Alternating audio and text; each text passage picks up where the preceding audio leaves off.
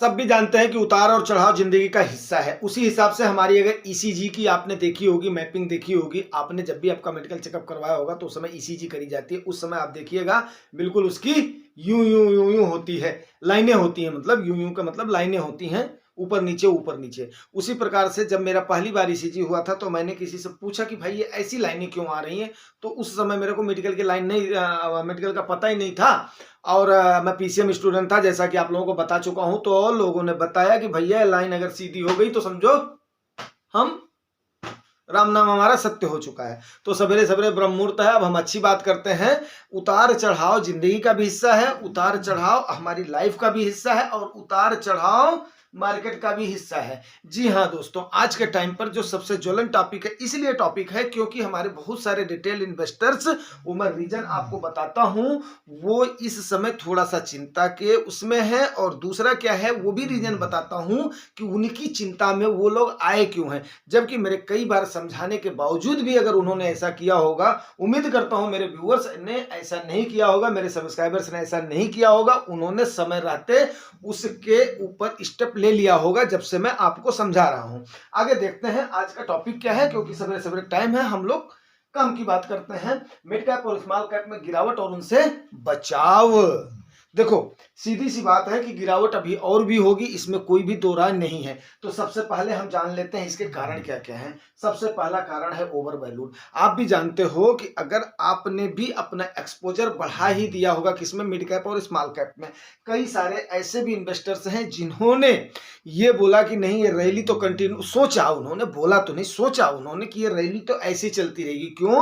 क्योंकि वो बेचारे अनजान हैं। उनको हमने बच्चे का भी एग्जाम्पल दिया था। खैर कोई बात नहीं है, जो आपने स्टेप ले लिया है वो स्टेप ले लिया है। विकास क्या होता है कि एक बार जो निर्णय ले लिया गया है उस पर आगे बढ़ना और उसको जस्टिफाई करना, यही एक, चाहे वो महिला लीडर हो चाहे वो जेंट्स लीडर हो, उनका ये काम होता है उसको सही करना, because they have taken there decision. तो आपने निर्णय ले लिया है तो कोई बात नहीं। हाँ ओवर वैल्यूड तो हुई है, इसमें कोई भी संदेह नहीं है। क्यों?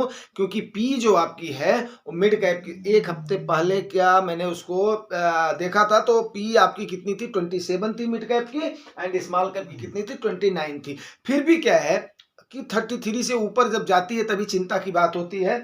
17 से 30 के बीच में माना जाता है कि ठीक ठाक है, और स्मॉल कैप में मैं तो मानता हूं इट इज ओके ओके। हाँ थोड़ी सी ओवर वैल्यूड जरूर हुई थी, ठीक है ना। तो रही बात कि अभी मान लिया, जैसा कि आप जानते हो डिमांड और सप्लाई के ऊपर ही बेस करता है क्या, आपका किसी भी शेयर का भाव। अगर वहां पर कोई पैसा नहीं लगा होता है, डिमांड और सप्लाई के ऊपर वो बेस करता है। भाई अगले बंदे ने खरीदा है तो अगला बंदा उससे जब खरीदेगा तो खरीदने वाला जब बेचेगा तो बेचने वाला जब उसको थोड़ा सा महंगे प्राइस पर बेचेगा तभी तो उसकी प्रॉफिट होगी। तो सीधी सी बात है, अगर उसकी मांग है तो ये सप्लाई करने वाला उसकी सप्लाई करेगा और उसके बेस पर ही भाव बढ़ते हैं। उसका भाव क्या पड़ेगा जिसकी कोई डिमांड ही नहीं है, जिसकी कोई मांग ही नहीं है। इसको आप ऐसे करके पॉजिटिव वे में लेकर के हम लोग चलते हैं। खैर कोई नहीं, आते हैं बचाव पर भी आएंगे। दूसरा रीजन है हाइप। अब इसकी हाइप इतनी ज्यादा क्रिएट हो गई थी, क्यों? क्योंकि कई सारे लोगों ने 1 साल का रिटर्न इतना है, 3 साल का रिटर्न इतना है, 5 साल का रिटर्न इतना है, 10 साल का रिटर्न इतना है। और एक्चुअली वो बात कई लोगों की भी हम गलती नहीं देंगे, जब वो रिटर्न में था, डाटा में था। आज के टाइम पर ऑनलाइन में हर चीज अवेलेबल है, एक एक क्लिक पर अवेलेबल है। तो वो भी बच्चे जो कि जानने वाले हैं वो तो अपना सर्च करेंगे, 1 साल का डाटा देखेंगे, 3 साल का डाटा देखेंगे, 5 साल का डाटा देखेंगे, 10 साल का डाटा देखेंगे। तो सारी की सारी तो चीजें तो पॉजिटिव थी और वो दिख भी रही थी हर जगह पे। तो दिख रही है तो जाहिर सी बात है कि उसकी हाइप तो क्रिएट हुई है। हाइप क्रिएट हुई है तो जाहिर सी बात है कि उधर लोगों का रुझान बढ़ा है। लोगों की गलती तो हम दे नहीं सकते हैं। हाँ अब कोई हमारे जैसा साफ बात करने वाला आदमी होगा, वो बार बार आपको बोलेगा कि भैया 100 माइनस एज का इक्विटी का पोर्शन उसके बाद में करो, चलो ठीक है उस पर आते हैं। लालच। अब सबसे बड़ी बात क्या है, लालच। देखिए यहां पर ही मैं अपने व्यूअर्स, अपने सब्सक्राइबर्स या जो भी नए व्यूअर्स आएंगे उनसे मैं ये एग्री नहीं करता हूं। वहां पर वॉरेन बफे साहब की एक कोट मैं आपको कोट करना चाहूंगा। ये मेरे ख्याल से मैंने पहले भी कोट करा होगा, अगर नहीं करा होगा तो आज सुन लो। जब लोग ग्रीडी हो रहे हों तब आप एज ए इंडिविजुअल क्या हो जाओ, सेफ्टी में हो जाओ, आप डर जाओ, आपके अंदर फियर पैदा हो जाना चाहिए। और जब लोग फियर में आ रहे हों तब आपके अंदर ग्रीड, लालच या आपके अंदर का दानव तब जागना चाहिए। उस समय दानव नहीं जागना चाहिए जब भीड़ आपके ऊपर हमला कर रही हो दोस्त, नहीं तो क्या होगा, नुकसान हो जाएगा। बात मेरी समझ रहे हो? तो ये जो है ना, लालच जो बला है, ये लालच क्या हुई, उस समय पर आ गई जब लोग भी उसी रैली में भाग रहे थे। ये आपने बचना चाहिए था, ये आपने थोड़ा सा क्या किया है, गड़बड़ किया है। अब बचाव में भी मैं इस लालच के कारण को लेकर के आऊंगा, ये आप ध्यान रखिएगा, ठीक है ना। इस लालच के कारण को यहां पर आपको क्या लेना चाहिए था, भय लेना चाहिए था, लेकिन मैंने इसको लालच को कोड किया है। ना समझ और मासूम रिटेलर्स, देखिए नासमझ तो मैं नहीं बोल सकता हूं, क्योंकि मासूम ही बोल सकता हूं, क्योंकि भाई देखो, अगर आपने अपने रिस्क एपेटाइट को नहीं लिया है, आपने अपने जो भी प्रिवेंटिव मेजर्स हैं वो आपने नहीं लिया है, तो समझिए आपने बहुत बड़ी भूल किया है, ठीक है ना। फिर आप मासूम इन्वेस्टर नहीं हो, फिर आप एक नासमझ इन्वेस्टर हो। लेकिन मैं नहीं बोल रहा हूं आपको नासमझ। अगर आपने वो सारे स्टेप्स लिए हैं कि आप 6 महीने 3 साल सरवाइव कर सकें, आप मार्केट की इस वोलेटिलिटी को झेल सकें, तो आप बिल्कुल एकदम सही और परफेक्ट के व्यूअर हैं, इसमें कोई भी दो राय नहीं, इन्वेस्टर हैं। लेकिन अगर आप यहां पर सस्टेन नहीं कर सकते हो, अगर आप तुरंत ही डर करके बेच करके भागते हो, तो आपको पता है आपके शेयर्स की वैल्यू कितनी गई। अभी भी समय है, आप भाग सकते हो, अभी भी कम नुकसान हुआ है। क्योंकि जैसे ही उम्मीद करते हैं, परमपिता परमात्मा से दुआ करते हैं कि ताकि अगर ग्लोबल सर्कमस्टेंसेस सही हैं, तो हमारे यहां पर भी आप में पैनिक क्रिएट ना हो। और आगे आते हैं, हाँ चलो आ ही गया, सेबी की चीफ माधवीपुरी बूच मैम ने जो अभी डायरेक्शंस दिए हैं, उन पर एक्शन तो पक्का होना ही होना है। अगर कोई भी कल्प्रिट पाया जाता है तो उसको सजा मिलनी है। जैसे आपके एक्सिस के 2 फंड मैनेजरों का हुआ था, उन्हें लात मार करके बाहर कर दिया गया, उनका रजिस्ट्रेशन कैंसिल कर दिया गया, फिर वहीं पर ही एक्सिस आ गई, जैसे थी वैसे ही आ गई। लेकिन वही 1 साल पहले देखे थे कितना हो हल्ला मचा था। तो इस टाइप से हो हल्ला मचता है, मचने देना है, ठीक है ना। अगला, यहां तक आपको समझ में आ गया होगा कारण क्या क्या है। कोई भी कारण ऐसा है जो कि मैं गलत बोल रहा हूं तो बताना जरूर आप लोग, ठीक है ना। क्योंकि काफी सारी स्टडी के बाद में फिर जाकर के सवेरे सवेरे, अभी आप देखिए घड़ी की सुई 6 बजने में 5 मिनट कम है, बाहर की तरफ हल्का हल्का खाली क्या हो रही है, जो बोलते हैं ना अरुणोदय की सीमा बोलते हैं। अरुणोदय से पहले की जो सीमा होती है, अरुणोदय किसको बोलते हैं, अरुणोदय बोलते हैं जो आपका वो निकलता है, क्या नाम है, सूरज निकलता है। लेकिन सूरज से पहले की जो होती है ना किरणें की, थोड़ी थोड़ी मतलब ये आ रही है कि हाँ अभी मतलब जो है अंधेरे से हम उजाले की तरफ बढ़ रहे हैं, तो अंधेरे से उजाले की तरफ आपको लेकर के चल रहा हूं यार, कम से कम ध्यान रखो।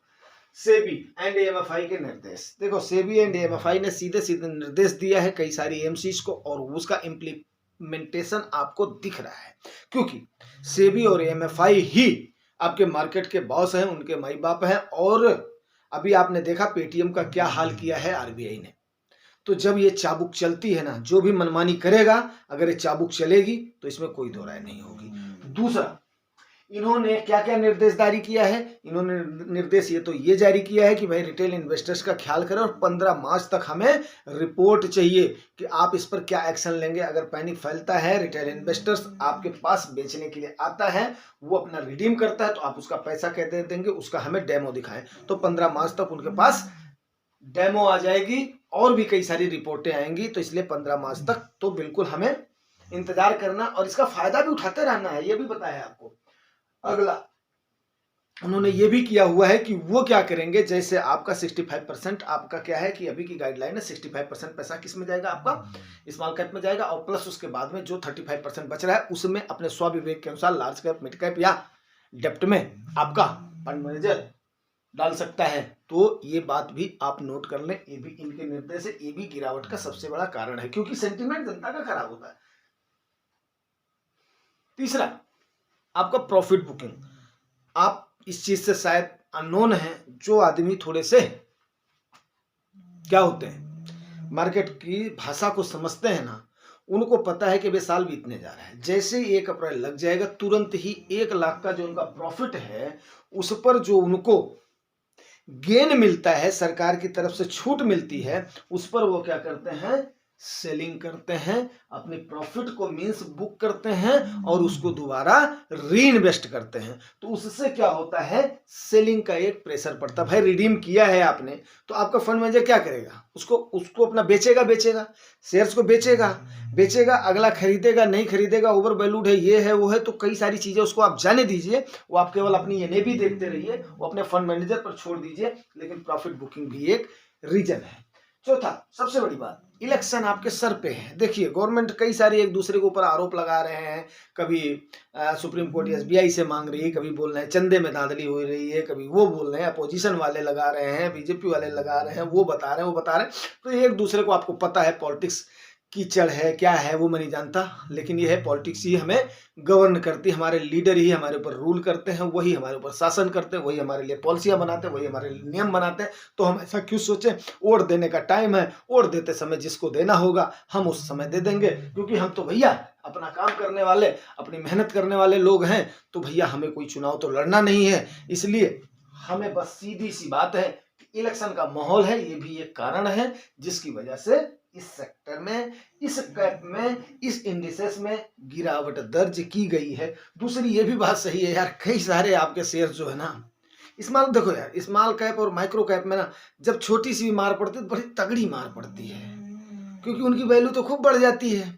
बढ़ने के बाद में जैसे छोटी सी पड़ती है ना, तो ऐसे वो करते हैं ना, जैसे मतलब 3rd डिग्री वहां पर पुलिस वालों ने देखा है ना पिक्चरों में आपने, उसी प्रकार से उनको ऐसे उनको हो जाता ना धुनाई, ऐसे रोते हुए फिर निकलते हैं कि मतलब जो बिल्कुल ठीक हो गया मैं, ठीक है ना।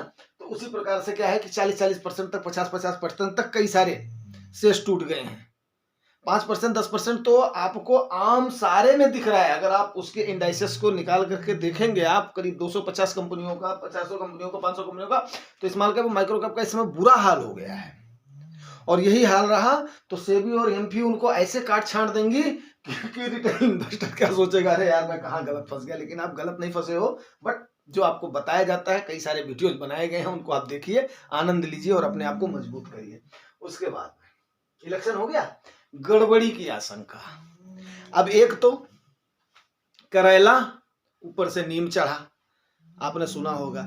एक तो सिचुएशन इतनी सारी थी, ऊपर से सेबी की चेयरपर्सन माधवीपुरी बूच मैम ने सीधे सीधे बोल दिया कि भैया मेरे को गड़बड़ी की आशंका दिखाई गई है, मैं इसकी जांच करवाऊंगी।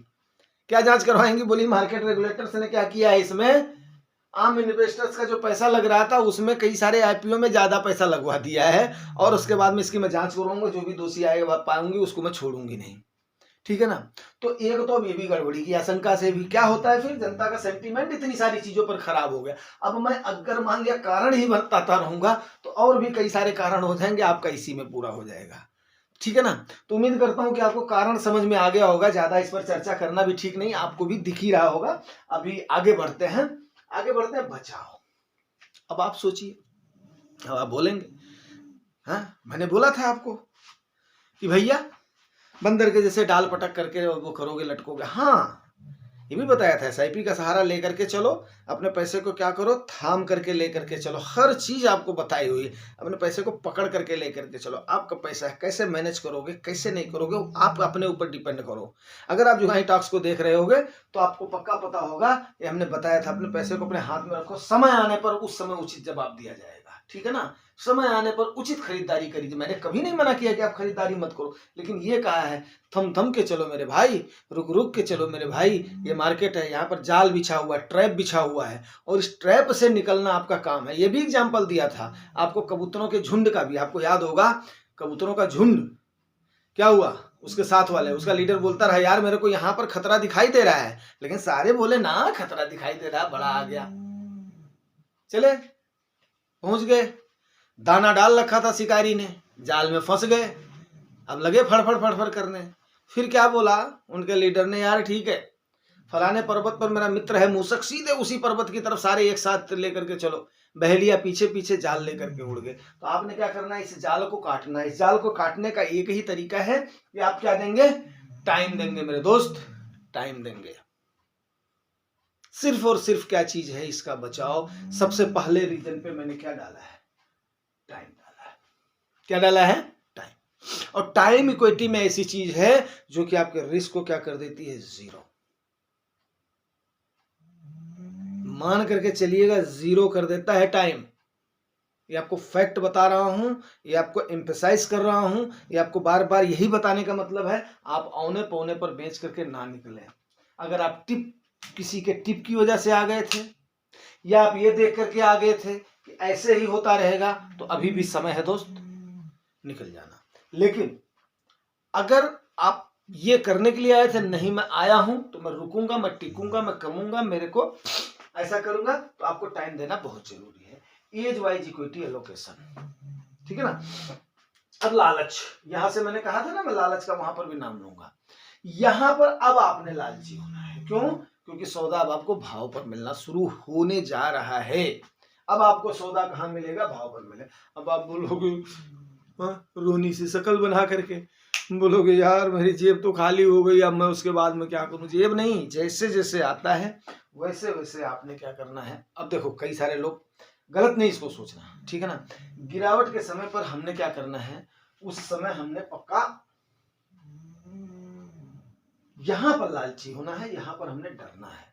ऊपर वाले रीजन पे जहां जहां पे आपका ये लग रहा था ओवर वैल्यूड है, फलान है, ढमकान है, ये है वो है, हर आदमी तारीफ कर रहा है। अभी जब हर आदमी इसकी बुराई करने लगेगा ना हर चैनल पे, तो फिर मैं उस समय आपको सलाह दूंगा कि आपको ऐसे समय पर लालची होना है। आपको अगर भर भर के रिटर्न कमाना है तो आपको इस समय क्या होना है? लालची होना है। बट लालच के साथ साथ आपको समय जरूर देना पड़ेगा दोस्त, बहुत बड़ा संबंध है इन दोनों में। Age wise equity allocation, age wise equity allocation के लिए मैंने कई बार जोर दिया है और आज भी मैं जोर दे रहा हूं। एज वाइज आपका एलोकेशन पक्का मस्ट होना चाहिए। एज वाइज एलोकेशन अगर आपका जितनी रिस्क की एपेटाइट है, आपके गोल अगर नजदीक हैं, आप उसके बाद में स्मॉल कैप में जा रहे हो, आप उसके बाद में सोच रहे हो मेरे को इसी प्रकार से रिटर्न मिलता रहेगा, मेरे को 25% 30% मिलता रहेगा, तो आप मेरे ख्याल से गलत है। आपको रिटर्न माइनस में भी किसी साल में मिल सकता है, आपको रिटर्न अगले साल में 50-60% का 100% भी मिल सकता है, लेकिन मिलेगा जरूर, गिरेगा जरूर, दोनों संभावनाएं प्रबल हैं। तो आपको इन चीजों को समझना बहुत ही जरूरी है, ठीक है ना। आरसीए, आरसीए क्या होता है पता है? Rupees cost average. Rupees cost average आपने करना ही करना है, ठीक है। ये आपको रुपीज कास्ट एवरेज आपने करना ही करना है, ठीक है ना। अगर आप इसको करते हो तभी जाकर के बात बनेगी। अब ये नहीं कि आपने उस समय कर दिया है, महंगाई में पैसा लगा दिया है और उसके बाद में जब भाव से मिल रहा है तो किया ही नहीं है, तो आपकी गिरावट होगी कहां पर? फिर कल परसों में मैंने किसी दिन में एक दिन वो सोने वाला एग्जांपल देकर के समझाया था, देखोगे तो आपको समझ में आएगा, ठीक है ना। आरसी आपने करना है। Trust in India and people and government. दूसरी बात क्या है, देखो दोस्तों, बिल्कुल साफ और सटीक शब्दों में मैं आपको एक बात बताऊं, जब तक इंडिया में इमरजेंसी की कंडीशन नहीं लगी है, और आपको पता है इमरजेंसी की केवल 3 कंडीशंस हैं, क्या क्या हैं बताओगे? पहला कंडीशन है एक्सटर्नल अग्रेशन, यदि कोई बाह्य आक्रमण वगैरह हो जाता है तो। दूसरा कंडीशन है इंटरनल गवर्नमेंट की इनस्टेबिलिटी, एंड तीसरा कंडीशन है फाइनेंशियल इनस्टेबिलिटी। तो अगर ये 3 कंडीशंस नहीं है तो आपको भारत में बिल्कुल विश्वास रखना। अगर ये 3 कंडीशंस हो गई तो मार्केट क्या, कई सारी चीजों का नुकसान होगा, कई सारी चीजों का ये होगा, तो ऐसी तो सिचुएशन कोई है नहीं। तो आपने करना क्या है, आपने पीपल्स में, हमारे जो मेहनत कश लोग हैं, हमारे जो उद्यमी हैं, हमारी जो सरकार है, उसमें आपको भरोसा करना है। अब कई सारे लोग बोलेंगे सर आप गवर्नमेंट पर भरोसा करने के लिए बोल रहे हो, वहां पर तो बड़े बड़े करप्ट लोग बैठे हैं। करप्ट वैसे हैं, कैसे वैसे हैं, उनके सेक्रेटरी जितने भी ले लो वो टॉप क्लास के नंबर 1 के ऑफिसर्स हैं हमारे। और जो भी हमारे नेता गए हों उनके अंदर कम से कम धन बल तो है ही है, चाहे मसल्स पावर से चाहे धन की पावर से गए ही गए हैं। उनके अंदर क्राउड पुलिंग की कैपेसिटी है, ये बात मान करके चलिए, क्राउड पुलिंग की कैपेसिटी है। अगर वो कुर्सी पर बैठ गए हैं, उनको आइडियाज देने वाले न जाने कितने लोग हैं जो कि सक्षम हैं देश को संभालने में, चलाने में। तो इन सारी चीजों पर आपको भरोसा करना ही पड़ेगा इस समय में। और भी अब भी जैसे जैसे पैनिक फैलेगा वैसे वैसे आपने और मजबूत होते जाना है, दृढ़ प्रतिज्ञ होते जाना है। आपको अपने भारत में विश्वास रखना है, अपने भारत के उद्यमियों में विश्वास रखना है, लोगों में विश्वास रखना है, सरकार में विश्वास रखना है, ईश्वर में विश्वास रखना है और फिर उसके बाद में अपनी इन्वेस्टमेंट की जर्नी को आगे रखना है। उसी प्रकार से जैसे आपने कहानियां सुनी होगी, शमशान में कोई गया था पूजा करने के लिए, सिद्धि जगाने के लिए, उस समय क्या हुआ था, नाना प्रकार के उसको भय दिखाए गए, आंधी लाई गई, बारिश लाई गई, तूफान लाया गया, ओले बरसाए गए, ये किए गए, वो किए गए, लेकिन अगला टस से मस तब तक नहीं हुआ जब तक उसको सिद्धि नहीं मिली है। बात मेरी समझ गए? तो जब तक आपको इस प्रकार की सिद्धि नहीं मिल जाती है तब तक आपने टाइम देना है और ये भरोसा रखना है, जुगानी भैया ने बताया था, अपना भी टाइम आएगा, आपका भी टाइम आएगा। ये समय है आपका एक्युमुलेशन का, ये समय है आपका आरसीए का, ये आप करते जाइए। उम्मीद करता हूँ दोस्तों जानकारी आपको अच्छी लगी होगी। अगर अच्छी लगी है तो रिवार्ड जरूर करना, रिवार्ड आपको पता है, लाइक से सब्सक्राइब। Thank you.